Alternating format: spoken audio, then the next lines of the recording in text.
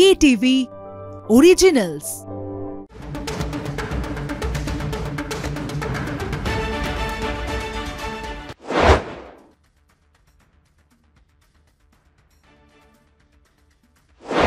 দেখছেন কলকাতা টিভি, ভাস্বতী রয়েছে আপনাদের সঙ্গে। আর শুরু করছি আজকের stadium bulletin, co presented by Jack olive oil. একটা টেস্ট সিরিজ হারের পর ভারতের সঙ্গে দক্ষিণ আফ্রিকার টেস্ট সিরিজ হারের পর নানান সমালোচনায় পড়তে হয়েছিল ভারতকে। শুভমান গিলের ভারত, গৌতম গম্ভীরের ভারতকে সমালোচনার মুখে বিদ্ধ হতে হয়েছিল। নানান প্রশ্ন উঠেছিল ব্যাটিং পারফরমেন্স নিয়ে, কোচের ভূমিকা নিয়ে প্রশ্ন উঠেছিল। আর আজকে ভারত দক্ষিণ আফ্রিকা ওডিআই প্রথম ম্যাচ রাঁচিতে সেই সমস্ত কিছু বোধহয় ধুয়ে মুছে দিল, তবে দুজনের জন্য, বিরাট কোহলি এবং রোহিত শর্মা। যে বিরাট কোহলি এবং রোহিত শর্মা একজনের সেঞ্চুরি এবং একজনের হাফ সেঞ্চুরি, এই হাফ সেঞ্চুরি আর সেঞ্চুরিতে ভর করে বোধহয় আজকের ম্যাচটা এগিয়ে গেল চালকের আসনে এই মুহূর্তে রোকো জুটি, কারণ সমস্ত আলোচনা রোকো জুটিকে ঘিরে।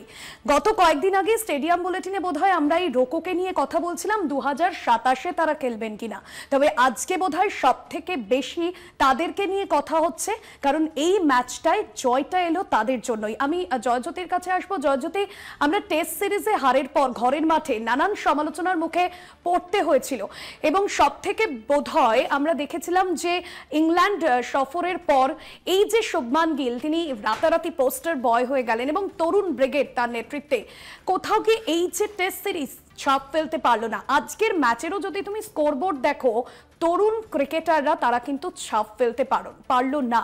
এবং আমার মনে হয় আজকে ক্রিকেটটা পুরো দুটো মেরু হয়ে গেল, একদিকে গৌতম গম্ভীরের ভারত, একদিকে বিরাট কোহলি এবং রোহিত শর্মা, যারা এই ম্যাচটাকে আজকে চালিয়ে নিয়ে গেলেন। ব্যাখ্যা কি থাকছে আজকে ম্যাচের? দেখো ভাস্বতী, প্রথম কথা হচ্ছে যে একটা কথা রয়েছে যে উস্তাদের মার শেষ রাতে, আর 96 ঘন্টা, আমি এই ঘন্টাটা মেনশন করব এই জন্যই, 96 ঘন্টার ব্যবধান। ভারতীয় ড্রেসিং রুমে যেন দুই পৃথিবী, মানে 96 ঘন্টা আগে একরকম পৃথিবী ছিল, এই মুহূর্তে দাঁড়িয়ে আজকে রাঁচির রাতে পৃথিবীটা কিন্তু অন্যরকম। আর যেখানে 96 ঘন্টা আগে ভারতীয় দলের টেস্ট জয়ের স্বপ্ন ব্রহ্মপুত্র নদীতে বিসর্জন হয়ে গিয়েছিল, সেখান থেকে 96 ঘন্টা পর নতুন ভারতের উদয় কাদের হাত ধরে? সেই রোহিত শর্মা এবং বিরাট কোহলির হাত ধরেই।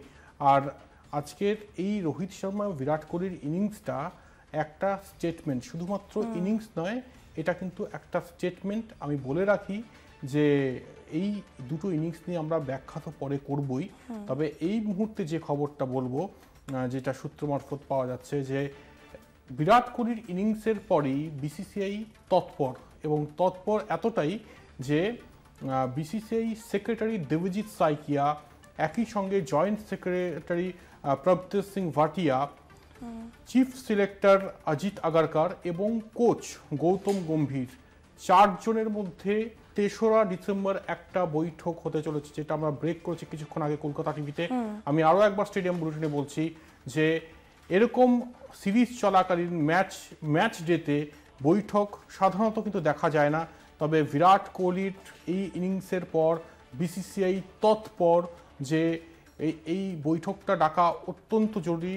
কারণ আমি বলে দিচ্ছি, গৌতম গম্ভীরকে সাফ করে দেওয়া হবে যে তোমার যা কিছু পার্সোনাল ক্ল্যাশ থাকুক রোহিত বা বিরাটের সঙ্গে, দয়া করে দলের স্বার্থে এবার একসঙ্গে চলো। এবং রোহিত বিরাটকে যে কতটা পরিমাণ প্রয়োজন দলের, সেটা কিন্তু ওই 96 ঘন্টার আগের টিম ইন্ডিয়া দেখো, 96 ঘন্টার পরের টিম ইন্ডিয়া দেখো। তাই রোহিতকে এত সহজে বোধহয় বিদায় দেওয়া যায় না, এবং রোহিত শর্মা বিরাট কোহলি থাকা মানে একটা অন্যরকম ব্যাপার। আমি এই প্রসঙ্গে আরও বিস্তারিত কথা তো বলবো, তবে এই মুহূর্তে দাঁড়িয়ে যাকে নিয়ে আসবো তাকে আপনারা সবাই শুনতে ভালোবাসেন, আমরাও ইন্সপায়ার হই তার কথা শুনলে। তিনি কি বলছেন? তিনি আর কেউ নন, তিনি কলকাতা টিভির যুগ্ম সম্পাদক গৌতম ভট্টাচার্য। এই ম্যাচ নিয়ে, রাঁচি ওয়ানডে নিয়ে তার কি বিশ্লেষণ শুনবো। কবির সুমনের সে বিখ্যাত গানটা মনে পড়ছে, হাল ছেড়ো না বন্ধু বরং কণ্ঠ ছাড়ো জোরে, তোমায় আমার দেখা হবে অন্য গানের পরে। আর তারপরে যে লাইনটা জাস্ট একটু দেখে বলছি, বাই চান্স যদি ভুল করে ফেলি তাই, পাল্টে দেওয়ার স্বপ্ন আমার এখনো গেল না। অ্যাকচুয়ালি তার আগের লাইনটা হচ্ছে, দিন বদলের স্বপ্নটাকে হারিয়ে ফেলো না, পাল্টে দেওয়ার স্বপ্ন আমার এখনো গেল না।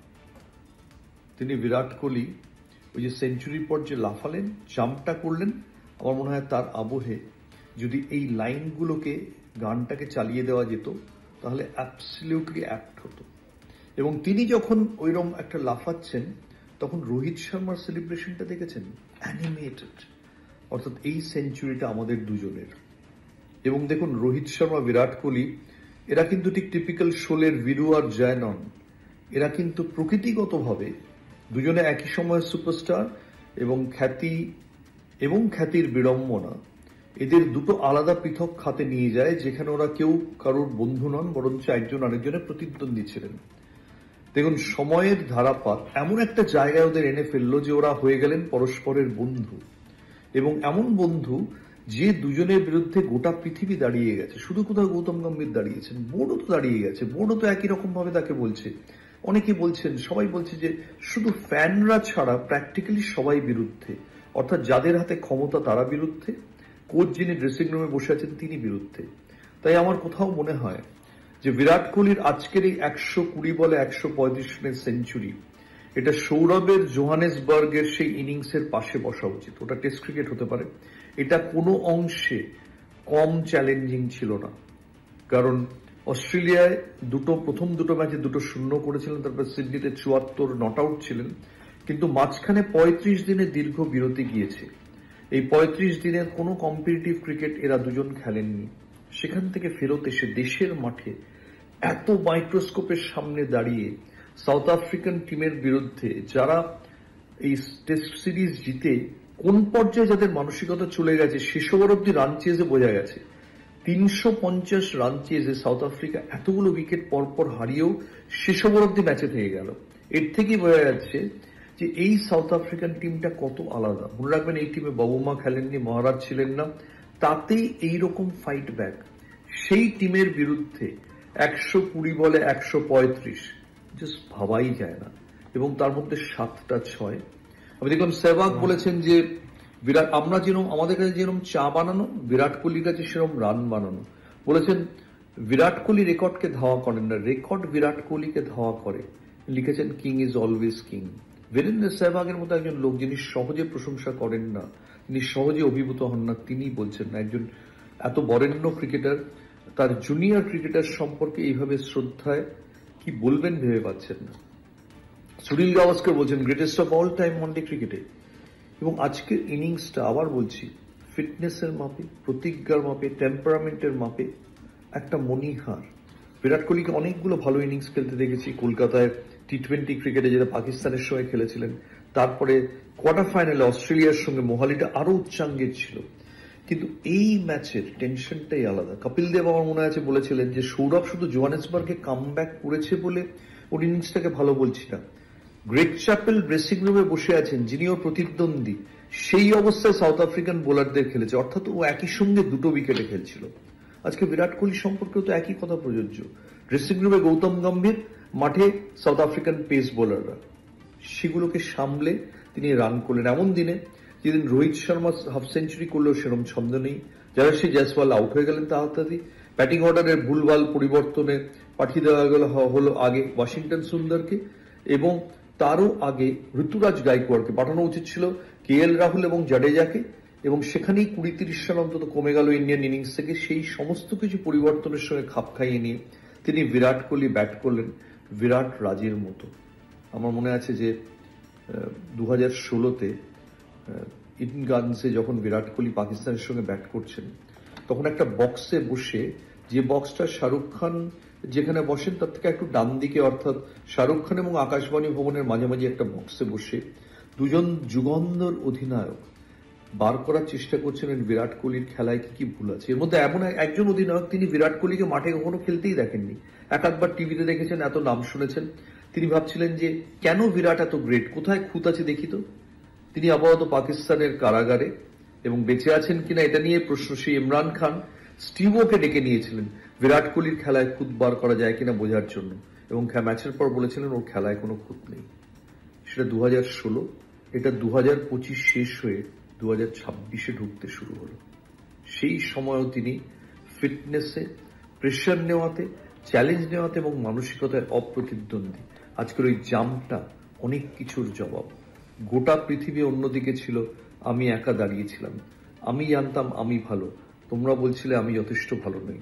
আজকের পর আশা করি 2027 দক্ষিণ আফ্রিকা বিশ্বকাপে তিনি টিমে থাকবেন কি থাকবেন না, এই অনর্থক বিতর্কটা গিয়ে আরব সাগরে উড়ে গিয়ে পড়েছে। হ্যাঁ, আরব সাগরে যদি না পড়ে আপনি বঙ্গোপসাগরে পাঠিয়ে দিন, বঙ্গোপসাগরে নয় তাহলে আটলান্টিকে পাঠিয়ে দিন, কিন্তু বিতর্কটা রাখবেন না। অনেক ধন্যবাদ গৌতমদার বিশ্লেষণ আজকের ম্যাচকে ঘিরে, এবং যথার্থই বলেছেন।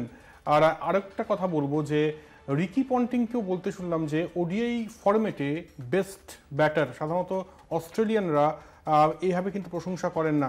বিরাট কোহলি সম্পর্কে যে দরাজ প্রশংসা করছেন প্রাক্তন অস্ট্রেলিয়ান ক্যাপ্টেন, বিশ্বকাপ জয়ী অস্ট্রেলিয়ান ক্যাপ্টেন, এটাও কিন্তু অনেকটাই বড় প্রাপ্তি ভারতীয় ক্রিকেট সমর্থকদের জন্য। আর এটাই বলবো যে বিরাট কোহলি 4-6 মেরেছেন, সেটা ছেড়ে দিন। 4-6 তো মেরেছেন, একটা শট যেটা ব্যাকওয়ার্ড পয়েন্টের উপর দিয়ে 6 মারলেন। আমার তো সেই 2003-এর সচিনকে মানে মনে পড়ে গেল, সেই পাকিস্তানের বিরুদ্ধে যে শটটা তিনি খেলেছেন শোয়েব আখতারের বলে। তো ওগুলো তো রয়েছে। সব থেকে বড় ব্যাপার, তিনি সিঙ্গেল যেভাবে নিচ্ছেন, 1 রানকে যেভাবে 2 রানে কনভার্ট করছেন, যেভাবে চিকি সিঙ্গেল নিচ্ছেন, মানে মনে হচ্ছে যেন প্যাকেজ এই মুহূর্তে বিরাট কোহলি। এবং মাঠের মধ্যে 37 বছরের তরুণ যেন টকবক করে ফুটছে রাঁচির এই সবুজ গালিচায়। তাই এটা স্টেটমেন্ট। গৌতম গম্ভীরকে দেখার চেষ্টা করছিলাম 17 রানের পর, বিরাট কোহলি 17 রানের পর, তার দেখা মেলেনি। তবে গৌতম গম্ভীরকে দেখা গিয়েছে যখন বিরাট কোহলি আউট হয়ে ফিরছেন, আর তারপর দেখলাম যে দুজনে আলিঙ্গন করছেন। আমার একটা দৃশ্যের কথা মনে পড়ছিল, ইডেন গার্ডেন্সে, শীতের ইডেন গার্ডেন্স 2010 সাল, গৌতম গম্ভীর এবং বিরাট কোহলি পার্টনারশিপ করলেন, দুজনেই 17 রান করলেন এবং ভারতকে জেতালেন। সেই বন্ধুত্বটা আরো একবার আসুক এবার ভারতীয় ক্রিকেটে। একদম, এবং এই রোকো জুটির হাত দিয়ে বোধহয় আজকে একটা ক্রিকেটের নতুন যুগ শুরু হয়ে গেল। জয়জ্যোতি, আলোচনা চলবে, তবে একটা বিরতির সময় হয়ে গিয়েছে। ফিরছি বিরতির পর, সঙ্গে থাকুন।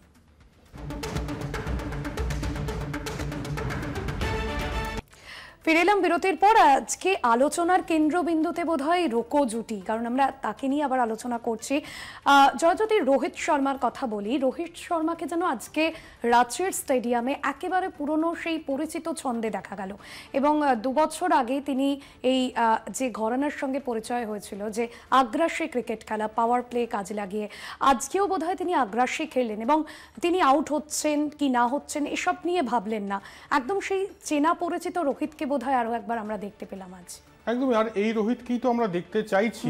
আর যেভাবে ফ্রি ফ্লোতে ব্যাটিং করলেন 2023 ওয়ার্ল্ড কাপে রোহিত শর্মা আমার মনে পড়ে গেল। আমি সেই ওয়ার্ল্ড কাপ কভার করেছিলাম, এবং একদম যেন লয়ে ব্যাটিং করছেন, একদম যখন খেলেন মিজাজিয়ানায় খেলেন, নিজের মস্তানি দেখান ব্যাট হাতে, ঠিক সেই রোহিত শর্মাকেই আজকে দেখছিলাম। আর খুব ভালো লাগছিল যে এখনো পর্যন্ত এই দুজন যা করতে পারে, গম্ভীরের নতুন টিম ইন্ডিয়ার ক্রিকেটাররা কিন্তু সেই জায়গায় এখনো পৌঁছাননি। আর সেই জন্যই আমাদের প্রশ্ন ছিল বারবার গুয়াহাটি টেস্টে গৌতম গম্ভীর যখন শেষ দিন প্রেস কনফারেন্সে আসেন, যে আপনি যে এই দুজন ক্রিকেটারকে এরা যখন সরে গেল, আপনি যখন বলছেন ট্রানজিশন পিরিয়ডের মধ্যে দিয়ে যাচ্ছে, তাহলে আপনি যখন জানেন যে রোহিত শর্মা বা বিরাট কোহলির রিপ্লেসমেন্ট এখনো তৈরি হয়নি, আর একদিনে তো তৈরি হয়ও না রিপ্লেসমেন্ট এরকম এত বড় মাপের ক্রিকেটারদের, তাহলে আপনি কেন বাধা দিলেন না রোহিত শর্মা এবং বিরাট কোহলিকে? আজকে প্রমাণ হয়ে যাচ্ছে। বিরাট কোহলি ম্যাচের পর বলছেন যে আমি শুধুমাত্র ওডিআইতেই খেলতে চাই। তবে বিসিসিআই এর তরফ থেকে আমি বলে দিচ্ছি যে তার কাছে কিন্তু রিকোয়েস্ট যাবে, তার কাছে অনুরোধ করা হবে যে তিনি যেন তার রিটায়ারমেন্টটা ভেঙে দেন এবং টেস্ট ক্রিকেটে আবারও যেন কাম ব্যাক করেন বিরাট কোহলি। এটা যাবে বিসিসিআই এর তরফ থেকে এই রিকোয়েস্ট। তবে কি করবেন বিরাট কোহলি সেটা নিজে ডিসাইড করবেন অবশ্যই বিরাট, সেটা তার ব্যক্তিগত মতামত। কারণ আমরা জানি যে ইংল্যান্ড সিরিজের আগে তিনি ক্যাপ্টেন্সি চেয়েছিলেন, সেই সিরিজটা খেলতে চেয়েছিলেন। সেই সময় অ্যাবসলিউট পাওয়ার দেওয়া হয়েছিল অজিত আগারকার চিফ সিলেক্টর এবং একই সঙ্গে গৌতম গম্ভীরকে। তারা অন্যরকম বুঝিয়েছিলেন এবং তারা বলেছেন যে নতুনভাবে আমাদের দেখা উচিত, ভবিষ্যতের জন্য আমাদের লং টার্ম প্ল্যান ভাবা উচিত। এবং তারপর আমরা দেখি যে ইংল্যান্ডে ভালো খেললেও তারপরে দেশের মাটিতে দক্ষিণ আফ্রিকার বিরুদ্ধে ক্লিন সুইপ হতে হয় ভারতকে।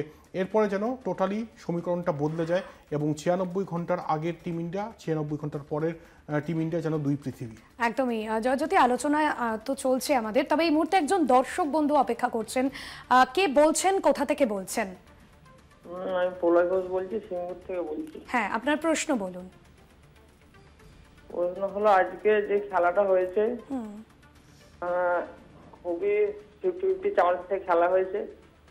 কোথাও গিয়ে মনে হচ্ছিল যে সাউথ আফ্রিকা হঠাৎ জিতে গেল বোধ হয়, সেইখান থেকে ইন্ডিয়া জিতেছে। বোলিং ডিপার্টমেন্ট হয়তো শেষ দিকে ভালো করেছে বলে জিতেছে, কিন্তু গম্ভীর কিন্তু প্রথম দিকে তার পছন্দের প্লেয়ারদের নিয়ে খেলিয়েছে যখন সে কোচে আসে, কিন্তু এখন দেখা যাচ্ছে যে তার পছন্দের প্লেয়াররা হয়তো কাজে আসছে না। যেরকম ওয়াশিংটন সুন্দর কাজে আসেনি, তারপর হঠাৎ করে রোহিত শর্মার ক্যাপ্টেন্সি সরিয়ে নেওয়া হলো, সেখানে গিলের উপর হয়তো চাপ পড়লো, কিন্তু আলটিমেট এই একই রেজাল্ট, সেই একের পর এক ম্যাচ হারছে। অনেক ধন্যবাদ। অনেক ধন্যবাদ জানাবো। অনেক ধন্যবাদ। রোহিত শর্মার ক্যাপ্টেন্সিটা যে মানে সরিয়ে দেওয়া হলো, এটারও কিন্তু কোনো রকম মিনিং ছিল না। যেখানে রোহিত শর্মার ক্যাপ্টেন্সিতে চ্যাম্পিয়ন্স ট্রফি জেতে ভারতীয় দল মার্চ মাসে, হঠাৎ করে তার ক্যাপ্টেন্সি সরিয়ে দিয়ে বিপ্লব আনার ভারতীয় ক্রিকেটে কোনো দরকার ছিল না। আননেসেসারি বিপ্লব বা রিভলিউশনের কোনো প্রয়োজন আছে বলে তো অ্যাটলিস্ট আমার মনে হয় না।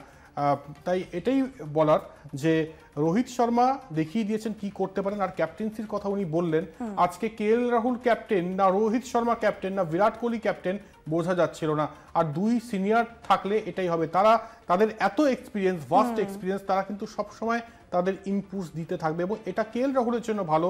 এবং ক্রুশিয়াল টাইমে কীভাবে ফিল্ড সেট আপ করতে হবে, কোন বোলারকে নিয়ে আসতে হবে, এই ইনপুটসগুলো ভীষণভাবে প্রয়োজন একজন ক্যাপ্টেনের। শুভমান গিলও যদি এই জিনিসটা পান তাহলে কিন্তু অবশ্যই তিনিও অনেক এনরিচ হবেন। একদমই, অর্থাৎ ইন্ডিয়াকে একটা মোটিভেশন দিচ্ছেন, একটা অক্সিজেন দিচ্ছেন ড্রেসিং রুমেই রোকো জুটি থাকা মানে। আরও একজন দর্শক রয়েছেন ফোনের উপরে, কে বলছেন, কোথা থেকে বলছেন?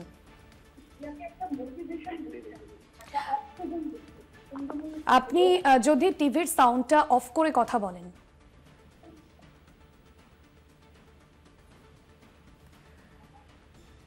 সম্ভবত হ্যাঁ, কোথা থেকে বলছেন, কি আপনার প্রশ্ন বলুন। তন্ময় চক্রবর্তী। হ্যাঁ বলুন আপনার প্রশ্ন। ভারতীয় টিম গম্ভীরকে করতে দেয়? প্রশ্নটা স্পষ্ট হলো না, আরেকবার যদি বলেন। ভারত থেকে গৌতম সরানো হবে, উঠে পড়ে তোমার পেছনে কেন? ওনার যেটা বুঝতে পারছি যে কোশ্চেন, যে গৌতম গম্ভীরকে যদি সরানো হয়, বলে রাখি আমি এর আগে ব্রেক করেছি অলরেডি কলকাতা টিভিতে খবরটা, যে গৌতম গম্ভীরকে নিয়ে আলোচনা হচ্ছে। গৌতম গম্ভীরকে এই মুহূর্তে কিন্তু সরানো হবে না, একদম স্পষ্ট জানিয়ে রাখি। 2027 ওডিআই ওয়ার্ল্ড কাপ পর্যন্ত গৌতম গম্ভীরের চুক্তি রয়েছে। তার আগে মানে বিশাল কিছু অঘটন না হলে তিনি কিন্তু সরবেন না। এটা হতে পারে যে টেস্ট ক্রিকেটে অন্য কোনো ক্যাপাসিটিতে হয়তো কাউকে নিয়ে আসা হলো, ভিভিএস লক্ষ্মণকে মেন্টর হিসেবে নিয়ে আসা হলো, সেটা হতেই পারে। তবে বলে রাখি, যেটা আমি এই অনুষ্ঠানের প্রথমেও বললাম, এর আগেও কলকাতা টিভিতে ব্রেক করেছি, যে 3রা ডিসেম্বর রায়পুরে মিটিং রয়েছে বিসিসিআই সেক্রেটারি দেবজিৎ সাইকিয়া, একই সঙ্গে জয়েন্ট সেক্রেটারি যুগ্ম সচিব প্রবদেশ সিং ভাটিয়া এবং কোচ গৌতম গম্ভীর এবং চিফ সিলেক্টর অজিত আগারকার, 4 জনের থাকার কথা। প্রেসিডেন্ট থাকবেন কিনা শিওর নই, উনি থাকাও যা না থাকাও তা, আসল কথা বিসিসিআই সেক্রেটারি দেবজিৎ সাইকিয়াই বলেন। তাই পরিষ্কার বলে দেওয়া হবে গৌতম গম্ভীরকে যে তোমাদের মধ্যে রোহিত আর বিরাটের সঙ্গে যে ক্ল্যাশটা রয়েছে, তোমার সঙ্গে যদি কিছু ক্ল্যাশ থেকে থাকে সেটা মিটিয়ে নাও টিমের স্বার্থে। একদমই, এবং সেই বৈঠকে অবশ্যই সেই বৈঠকের দিকে তো আমাদের নজর থাকবে, কারণ একটা ম্যাচ চলাকালীন এই বৈঠক তুমি বলছিলে যে সেটা বোধহয় এই প্রথম হচ্ছে। আমাদের একটা বিরতির সময় হয়ে গিয়েছে, ফিরছি বিরতির পর, সঙ্গে থাকুন।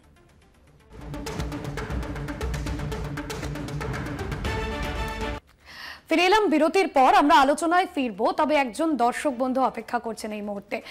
কে আছেন, কোথা থেকে বলছেন এবং আপনার প্রশ্ন বলুন। বারাসাত থেকে মৃত্যুঞ্জয় চক্রবর্তী বলছিলাম। বলুন আপনার প্রশ্ন। আমার প্রশ্ন হচ্ছে, গৌতম গম্ভীর কোচ আছে, ওর মধ্যে কোনো রস নেই, বুঝলে? যখন বিরাট কোহলি 100 করলো, করার পরে যে অবস্থানে জানাবে বিরাট কোহলিকে, সেইটা তো জানালোই না, মানে মনে হচ্ছে যেন বড় অপরাধ করে ফেললো। আপনার প্রশ্ন বোঝা গেছে, অবশ্যই আপনাকে উত্তর দেওয়ার চেষ্টা করব।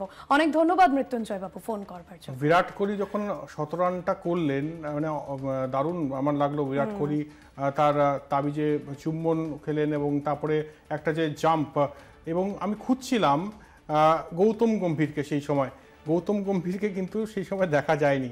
গৌতম গম্ভীরকে দেখা গিয়েছে যখন তিনি প্যাভিলিয়নে ফিরছেন বিরাট কোহলি তার 135 রানের অমর ইনিংস খেলে।